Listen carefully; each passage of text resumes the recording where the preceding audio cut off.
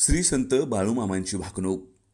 बाळूमामांची भाकणूक म्हणते की राजकारणात मोठा गोंधळ होईल, कोरोनापेक्षा मोठा आजार येईल, 100 वर्षानंतर माणूस पृथ्वी सोडल, देशाच्या राजकारणात गोंधळ होईल, जातीवाद राजकारण, महाराष्ट्र कर्नाटक सीमा प्रश्न चर्चेत येईल, राष्ट्रामधील वाद चालतील, रेल्वे मोठी वाहनं धडकाधडकी होतील, कोल्हापूरच्या देवीच्या डोळ्यातून पहाटचं पाणी येईल, बहीण भावाच्या नात्याला कलंक लागल, जगात सत्य फासावर जाईल, 12 वर्षाची मुलगी आई होईल, तरुण पिढी वाईट मार्गाला लागल, 35 वर्षात म्हातारपण येईल, येणार राजगुंडांचं येणार, भारत देश जगावर राज्य करणार, समान नागरी कायदा देशात सुरू होणार, उन्हाळ्याचा पावसाळा होईल, कर्नाटक राज्याचा जलाशयावर मोठा भगदाड पडल, वागा सत्यानं वागा, जंगलातलं पक्षी प्राणी गावात येतील, जगात अनेक देश हिंदू धर्म घेतील, संस्कृती जपतील, शिवाजी महाराज कोणाच्या तरी पोटी जन्माला येतील,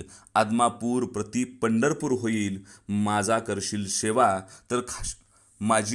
सेवा तर खाशील मेवा, भंडारा सगळ्याचं न्याय करल, धारीन सर्वांना पोटाशी धारीन।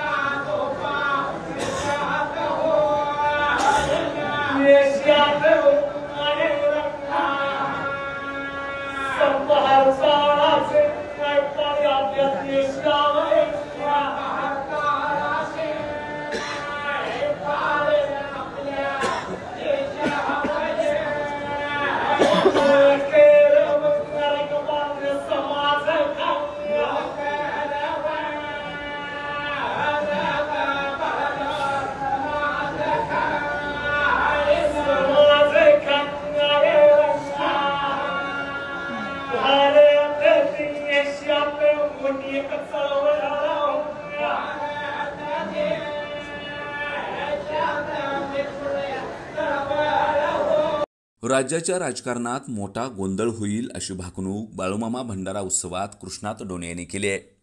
कोरिया आणि चीन देश हे जगासाठी घातक ठरतील, भारत पाकिस्तान छुपेयुद्ध सुरूच राहील, शहरे उद्ध्वस्त होतील, चीन देश भारतावर आक्रमण करेल, भारतीय सैनिक छातीची ढाल करून लढतील, भारतीय सैनिक देशावर होणारे आक्रमण परत लावतील, अनेक देश एकमेकांशी युद्ध करतील, युद्ध खेळण्याची स्पर्धाच लागेल, दुनिया पेटेल, काल रात्र येईल, सावध राहा, अशी भविष्यवाणी बाळूमामा भंडारा उत्सव जागरदिनी कृष्णात डोणे वाघापूरकर यांनी केली आहे। यावेळी भाकणूक प्रसंगी लाखो भाविक उपस्थित होते।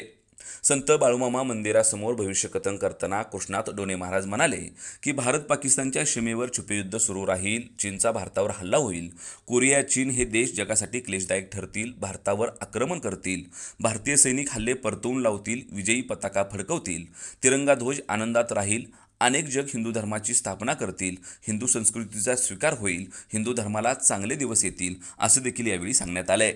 श्री क्षेत्र आदमापूर तालुका भुदरगड येथे सद्गुरू बाळूमामा यांच्या भंडारा यात्रेच्या जागरा दिवशी पहाटे ही भाकणूक संपन्न झाली।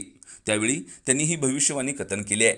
या मराठी वर्षातील ही शेवटची आणि महत्त्वाची भाकणूक असल्यानं काय भविष्य कथन होणार याकडे सर्वांचं लक्ष लागून होतं। यावेळी महाराष्ट्र, कर्नाटक, गोवा, मध्य प्रदेश, राजस्थान, आंध्र प्रदेशमधील हजारो भाविक मोठ्या संख्येनं उपस्थित होते। कागल प्रतिनिधी ओंकार पोद्दार। गोकुळ दूध संघाचे धडाकेबाज, कार्यतत्पर व गतिमान नेतृत्व विद्यमान चेअरमन श्री अरुण डोंगळे साहेब यांना वाढदिवसाच्या हार्दिक शुभेच्छा। शुभेच्छुक अभिषेक डोंगळे युवा शक्ती।